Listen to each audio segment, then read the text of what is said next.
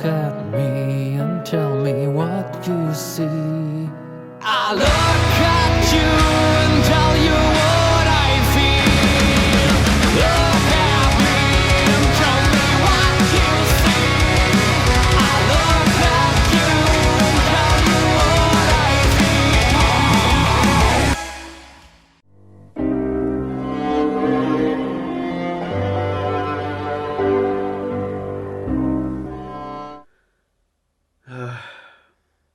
Why is this set in the 1800s? Well, I know I'm going to hate this, but let's get started. This is Ginger Snaps Back, the beginning. Actually, what the hell does Ginger Snaps Back, the beginning mean? Why not Ginger Snaps, the beginning? Or did that just sound too damn generic? You can't be back and beginning at the same time. It doesn't make sense. I'm delaying having to do this. Anyway, we start the movie with some opening text. It tells of the Northern Legion Trading Company setting up an outpost in the wilderness, and how the boat crew was supposed to come back with supplies, but they didn't return. And yes, you should be asking, what does this have to do with Ginger Snaps? Oh, there you go. Killed by werewolves. 'Cause we need to see that. Otherwise we wouldn't know werewolves were in a Ginger Snaps movie. After the credits, we meet up with ye old Ginger and Bridget, trekking through the wilderness, with Bridget narrating for us. There are legends of the Wendigo, and the coming of the Red and the Black. Legends of the day of reckoning, when death would consume the land, and good would face evil. Stop right there, movie. This might seem nitpicky, but bear with me here. Because quite simply, Bridget's narration makes no sense in the context of her current state of mind, because she's telling us stuff that she won't be told about for at least half the movie. It makes sense if this was a flashback, but that's not established. So immediately we can tell that the filmmakers wanted to drum their shitty explanation for all of this into us as soon as possible, without consideration for pacing, as this has the nasty side effect of giving us the same information about 3 times throughout the film.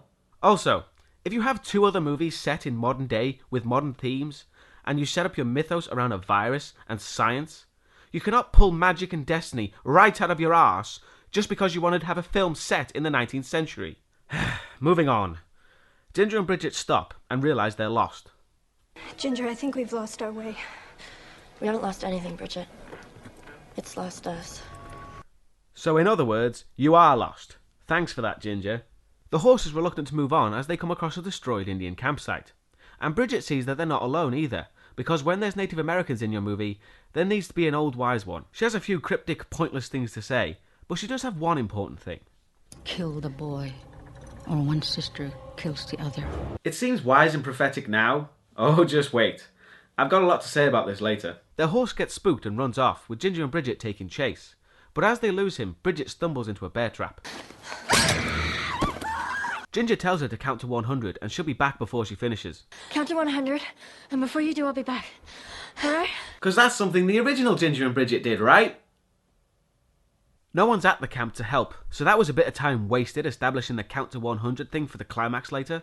And while Ginger's away, Bridget meets the person I'll be calling Super Indian, because he can survive in the woods and can take down werewolves with his bare hands, and gets cracked over the head by Ginger the first chance she gets.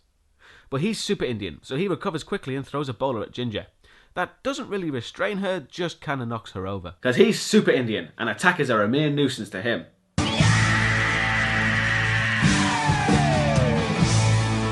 He releases Bridget from the trap and gives her something for her leg. Nothing like a clump of chewing tobacco to help heal those wounds. And then we get, from what I can tell, the only attempt at comedy in the entire film. Did he just whistle at us? I'm sure he meant the dog. He leads them to the fort where we'll be spending pretty much the rest of the movie. They get let in, but as soon as they are, the officer in charge has to establish that he's a douchebag, which he does pretty well. Do these 2 look like anyone you've ever laid eyes on other than while you were off pulling in some shithouse somewhere? We don't ever open the gate for anyone we don't know, do we? You bloody idiot. It's nearly nightfall. We were looking for shelter. Wow. He may very well hold the record for biggest douchebag in the shortest space of time. And although this film series is no stranger to douchebag characters, this guy has to be the very worst written, which I'll go into at the appropriate time. We're then introduced to the leader of these men, Wallace Rolands, who suspects Bridget of being bitten. How'd you come by that wound? In the woods. I stepped in a trap and the Indian helped us. Oh, and there's a priest in the midst too. He's nothing but fire and brimstone, a giant cliche, basically. We were accompanying our father, Montgomery Fitzgerald, on his commission to find a pass through the mountains west. Only our boat was overturned. We washed up on shore, but our parents were drowned. Ah, that's how they ended up in the wilderness. Our parents drowned. Yes, but they didn't suffer. It was really quite peaceful. But Bridget's never heard that story. So how long have they been in the wilderness? And more importantly, why? Their entire reason for being here is a complete mystery. And yes, this never gets an answer. Roland sends Bridget to the doctor to get fixed up, and they act really suspiciously. They also ready all the weapons they have at hand. Now, the filmmakers want us to think, what's with all the mystery? Why are they suspicious? Now, we would think that if this wasn't a Ginger Snaps movie, and only fans of the other two would even watch this. So they decide to place leeches on Bridget. They say to check if it's septic, but due to the nods the Doc and Rolands have between each other, we know it's some yet unknown method of detecting werewolf infection. I actually like the idea of using the leeches this way. It's a lot like John Carpenter's The Thing in this respect. But I'm not sure that's the tone this movie should be setting. Paranoia wasn't ever really a theme in these films. As the leeches do what you'd expect them to do, everyone relaxes and introductions are made. My name is Wallace Rolands. I'm chief factor at Fort Bailey. And tonight, since you are our guests, dinner will be in the company hall. Ladies, Mr. Murphy. After the excitement, there's an establishing shot to make sure we understand it's in the wilderness. Ginger and Bridget are shown to their room by someone who you might recognise. The Indians told the company this was a bad place to build a fort, but they didn't listen. Now, where was he from again? I can't remember, but don't worry, I'm sure he'll be fine. We find out that Rolands had an Indian wife and a son who are now both dead. However, due to the fact that we heard the Indian woman say, Kill the boy. we can pretty much guess where things are heading. That night, the sisters sit down for a meal with the men. While they eat their, brown slop, Super Indian arrives to present a kill for food, but the douchebag officer isn't too pleased and decides to make a toast. A toast to our magnificent Indian friend here. We had scouts like you in my regiment out east. Ah, yes, which was a good thing. Because in the front line, they took a musket ball like a sandbag. Yes, good idea.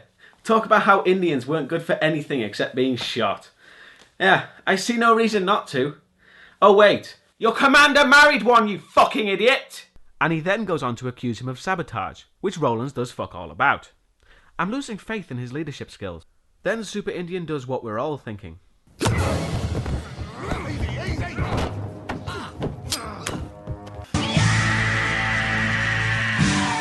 Rolands is pretty nonchalant about his men being on the brink of collapse. We have to abandon this place. The company will understand. They're just wooden walls. Every man that has ever walked on this mortal earth has walked here with us.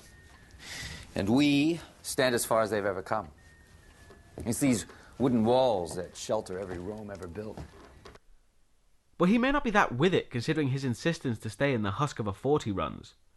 Well, his morale-boosting speech is cut short by a wolf attack. Dinner is adjourned and the girls go back to their room, but the priest just needs to get some zealotry off his chest. Good Christian women need fear nothing. I'm not afraid. Oh, yes, you are. 2 months, this fort has been in the devil's grip, and you two little girls walk right through our door. What is that? You know, I'm not too sure what that is. Reverend? Demons. The devil's wickedness. This place is to be drowned like a newborn deformity, to be cut out like a bleeding cancer, to be cast into hell like a stinking whore. Yes, of course, that's it. It's nice to know there's someone with a rational explanation. The girls go to bed, but Ginger is awoken by what can only be described as visions. It doesn't matter if they've never occurred in the other movies. This is a prequel where no rules apply. Ginger goes to get some water, but hears a sound and goes to investigate. Who's there? She finds what looks to be a boy, but we know different, and the jump scare confirms that. And with that, Ginger is bitten. No build-up or suspense. And it's not even close to being as visceral as the original movie's attack. The sisters decide to leave as quickly as possible. I guess the perishing cold isn't as bad anymore. They leave discreetly as possible, taking a sword with them, because that'll be easy to explain. And I'm sure no one can see them on that completely flat piece of terrain either. The sisters attempt to get the main gate open, but they don't get far.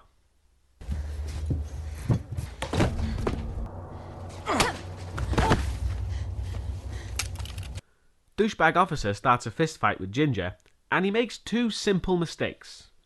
Get up! So I can rattle your pretty mouth again. The first, what kind of soldier leaves his gun where people can just pick it up and use it on him? And then there's his second mistake, which is a pretty big one.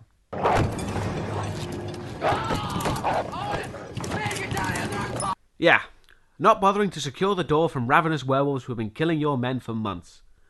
I would have thought you'd make sure to stop those first, instead of starting fistfights with girls half your size.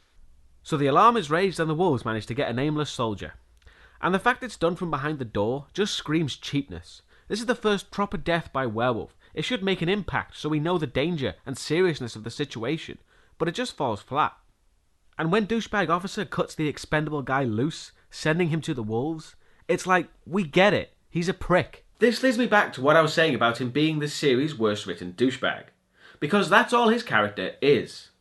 He's given no backstory, no motivation, absolutely zero character outside of being a dick.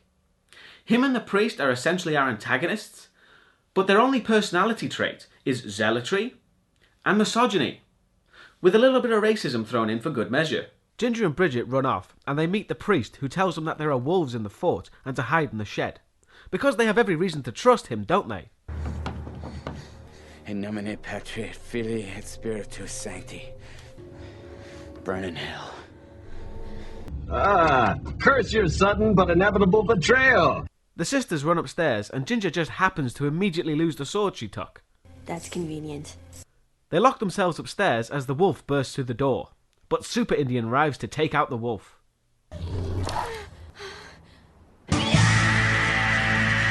Come to think of it, if they had made it so that Ginger got bit, and Super Indian arrived too late to stop it, that would have gotten rid of the ultimately pointless subplot of Rolands Son being the one that bites Ginger, and giving Super Indian more to do and more of a reason to help Bridget and Ginger, because he would be complicit in their fate, thus tying all three characters together. But what do I know? I'm the guy who thinks it's stupid to set this movie in the 1800s. Ginger and Bridget make it out, and Rolands is just outside. What are you two girls doing out of your room? Are you all right? No, we're not all right. Your man of God just locked us in there with one of those things. Mr. Rolands! We need more men on the walls. How many are there? They're everywhere. I want you up the tower, shoot whatever you can see. Reverend, be useful, stand a post. He tried to kill us. You two, to your room! Okay, Rolands, I know you're kinda under attack at the moment, but your priest tried to kill 2 people under your watch. Do something about it! Ginger's nose starts to bleed, and they go back to their room as ordered. Oh, God. I'm burning up. Just leave it. It's fine. I've bled before. Not without being hit. Bridget, she was hit. You were there. Oh, and if you've forgotten we're in the wilderness, here it is again. That night, Ginger wakes up alone and naked. But due to Catherine Isabella's refusal to be naked on screen, we get a body double for some TNA. That's a lot of effort for some mild titillation. Super Indian shows up, and he and Ginger start to make out. And then blood starts to appear, so it's one of those hallucination sex dream things, similar to the one Bridget had in the previous movie. Except this one has 0 masturbation value. Relevance! Relevance! That's the one. Relevance to the plot. Not what I just said. Ginger wakes up and finds she's bleeding a large amount of blood. They decide to see the doctor, and Ginger can smell the blood in the air. Air is bloody. Or she might just be smelling the fact she woke up in a pool of blood. Oh, and Grandma Indian appears to Ginger to repeat her instructions. Kill the boy. And the fact she shows up now to repeat that phrase will make a lot less sense later in the film, trust me. The sisters get to the doctor's office, but instead they find Finn, who's busy killing leeches. These leeches, they can't be trusted. Doc Murphy shows up and suspects Finn got bit. Again, this sparking similarities with John Carpenter's The Thing, as the Doc forces Finn to place a leech on himself.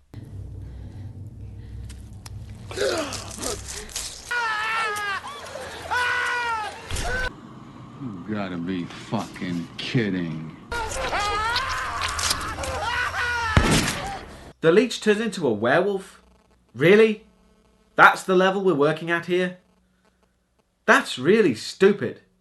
Would the same thing happen to mosquitoes? So yeah, he's dead.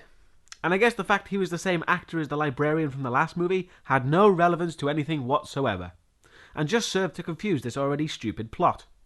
I guess only Ginger and Bridget get destiny privileges. The sisters and Doc Murphy move outside, and the doc starts to examine one of the dead wolves. Jean-Pierre's mark, isn't it, Claude? No, you're wrong. It's not my brothers. So what happened to the boat crew? It's them turned. Well, now that the men know the boat crew are either dead or werewolves, and that there aren't any supplies coming, they can get the hell out of there. We pack up, we get the hell out of here. We move at night, we rest during the day. See? Now there's a good idea from that man. But it doesn't matter, as the supplies are irrelevant, as Rolands gives his speech. This is the fight, and if it's to be fought here, then so be it. I've lost my wife to it. I've lost my son to it. Let them come. Yeah, no. That's a shit idea. No supplies, guys. Whether you win the fight or not, you're going to die. So after that splendid bit of leadership, Rolands goes to feed his son and discovers he's been let loose, which he acts pretty damn calm about. Also, until his son is found later in the film, Rolands does nothing about this. We don't see any urgency or willingness to find him. So why should we give a shit if none of the characters do? Ginger is told more red herring bollocks about the werewolves, making her think she needs to kill Rolands Son to be cured. Okay, if it's the same situation as the original, we know that's bollocks, because the rules have been set up in the previous movies. But if those rules don't apply here, then I ask you, what's the point? If you can just make up anything you want, then all cohesion and continuity is lost. That night in the girls' room, while Bridget is out, Rolands Son appears. Has he been there this entire time? Who knew snarling, deformed boy creatures were so stealthy? And he takes a pretty decent chunk of hair, mainly as a lazy plot device. Elsewhere, the only other likeable character in this movie is working alone at night, so he's going to be fine. A noise is heard and Seamus goes to investigate.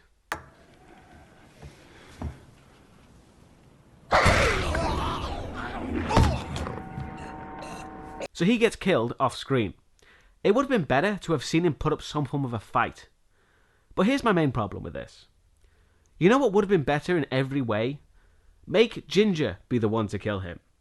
It would allow us to see her transformation and also force Bridget into protecting and defending her, even though she knows Ginger's becoming a murderous beast and has killed. You know, like in the first movie. It's all fine and dandy calling them the same names and using the same actresses, but these are not the same characters we saw in Ginger Snaps. Maybe that's on purpose, but I say again, what's the point? So they find the guy's body in a lock of plot device, and they suspect Ginger of killing him. Again, I still think it would have had more weight if she did, but whatever. The men immediately kidnap Ginger in the middle of the night so they can look as evil as possible. And douchebag officer takes a chance to molest Bridget a bit, with her biting his hand in the process. And the way he seems to be getting off on all of this certainly serves to make him completely despicable as a character, with no redeeming features. Well-written characters? What's that? Roland shows up and stops douchebag officer, and Bridget tries to convince him to save Ginger by using what she knows about her son against him. I'll tell them about Jeffrey. I swear it. They kill my sister, they kill your son. Back with Ginger, who is now bound to the operating table, with the priest insisting on putting leeches on her, Rolands bursts in and they reach a Mexican standoff. Reverend, I suggest you lower your weapon or I will, by God, introduce you to him. Personally, as the priest is the ringleader, and the amount of shit he's already done behind Roland's back, he's the one who should be shot here.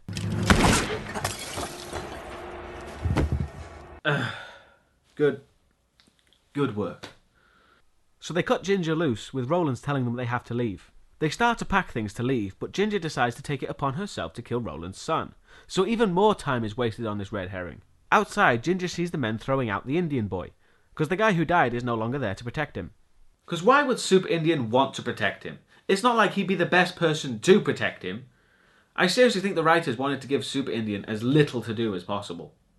Ginger wanders into the graveyard and discovers Roland's son is there too.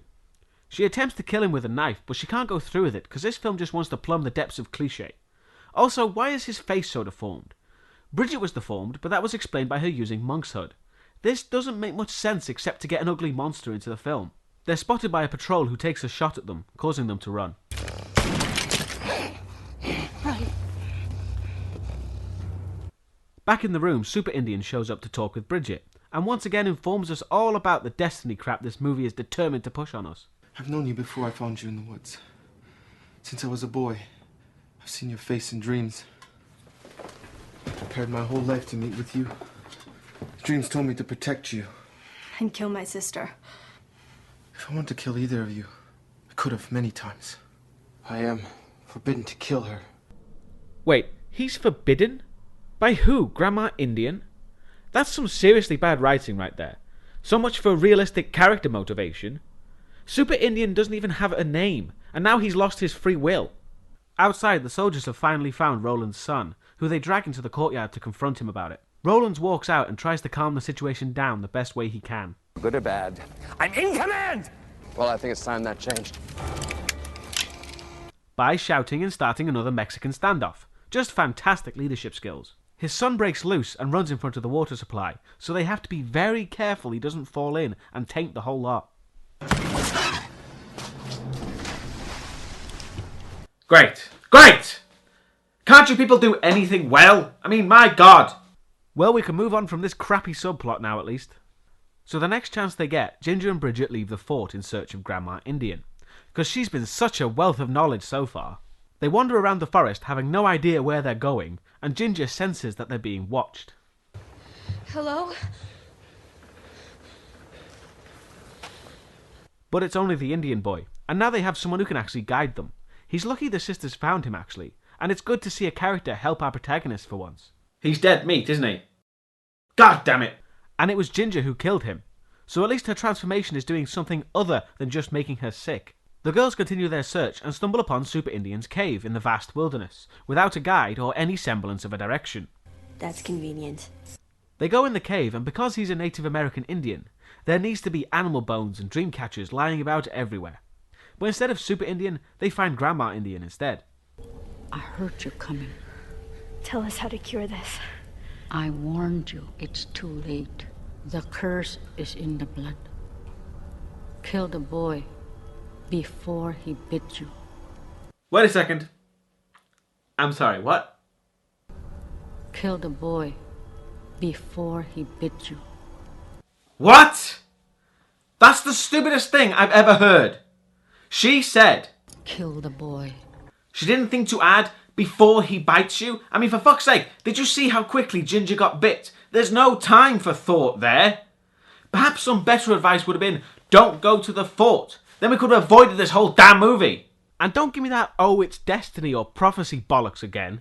This could have been easily prevented. If it was destiny, there would have been no way out of the current situation, of which I just thought of one off the top of my head.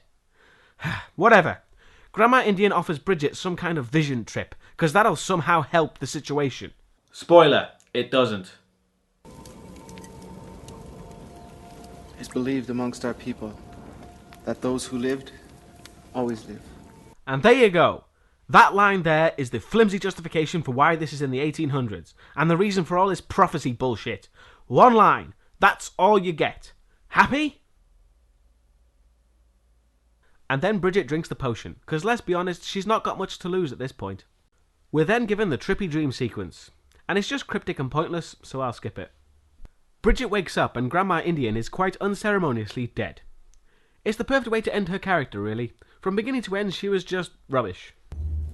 I went in to protect you, and she ripped out her throat. Now tell me what you saw. You went in to protect her? From what, exactly? And clearly you suck at protection anyway. She dies by your hands, or you die by hers. And the land suffers forever as foretold. Yes, that's how it must be. There's no other way this can happen. Please remember this fact, people. Bridget and Super Indian go back to the fort. You know, that place where they tried to kill her sister and repeatedly beat her? And what a surprise, she's betrayed almost as soon as she steps through the door. The prodigal has returned. Okay, prodigal means to be wastefully extravagant. In what way does that describe Bridget? This is the perfect example of the terrible writing, because the writers wanted the priest to say something biblical, but they didn't even do a simple dictionary search of the word. And apart from Bridget returning, there is no connection to the parable of the prodigal son, which is what he's referring to. After some more fucking wilderness shots, seriously, the filmmakers can't seem to film a day-to-night transition that doesn't just show day transitioning to night. It's really annoying. Bridget is locked up as they're going to use her to get Ginger to come and save her. They take her into the courtyard where the counting thing she did at the very beginning of the film pays off. Disciple of the devil. 2. No longer will your evil tempt us. 3. And then, lo and behold, Ginger shows up at the door. And as we've established previously, all the soldiers are complete morons, because they just let her in, instead of, oh, I don't know, shooting her from their protected walls. And then Super Indian does a double cross. Back with Ginger, she's confronted by douchebag officer, who just can't wait to beat a woman. You hit like a girl. And here is something I just can't deprive you of, because it feels so damn good to watch. Forgive me, Father. I sinned.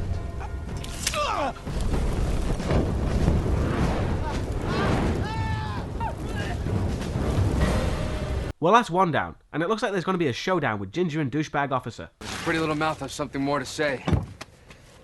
Let's hear it! Come closer. It's a secret. And here's the fight scene in its entirety.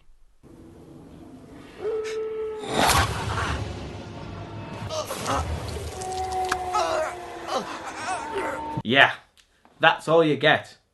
This guy has been made to be the complete bastard of the movie, and that's his entire death scene. Ginger fucked up the Indian kid more than him. But if there's one good thing I can say, is that this is a pretty cool looking scene, as Ginger opens the gate to the fort and stands there as the wolves flood in. And the wolves go to business killing the remaining men, with Bridget left on the ground. Super Indian and Rolands kill any they see, but Rolands is bitten in the face in the process. Still not gonna emote there, Rolands? Nothing? Okay, he releases Bridget and then calmly goes back inside to set fire to the place. The fight continues outside and Super Indian gets bitten. He fights on outside, and inside Rolands shoots himself as the fort burns.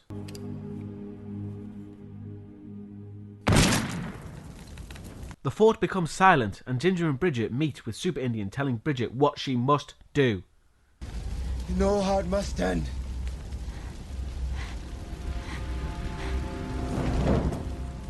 Yes, because remember, there is no other way. One will kill the other. That is how it must be. Together forever.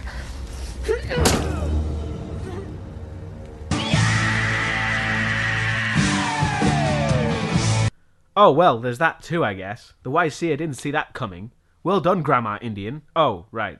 She's dead. Moving on. Ginger and Bridget leave the fort to burn to the ground, and sitting outside, they join hands, mingling their blood, so they can become werewolves together. So that was Ginger Snaps Back, the beginning. That wasn't so bad, was it? This movie's horrible, and it makes the other movies worse by association. The sheer amount of shit they made up to justify the setting, and the attempts to retcon the series are just nonsensical. And to be honest, there were ways this movie could have worked. For example, remove Ginger and Bridget entirely, because then it's a movie about werewolves and the tragedy of the fort, giving history and a backdrop to the series. However, this film just muddies the waters with pointless and confusing ideas it has no idea how to use effectively, and with such casual disregard to its source material. So that was Ginger Snaps 1, 2 and 3. And next time, we're going to be looking at something a bit more dead. A Land of the Dead, to be precise. See you next time.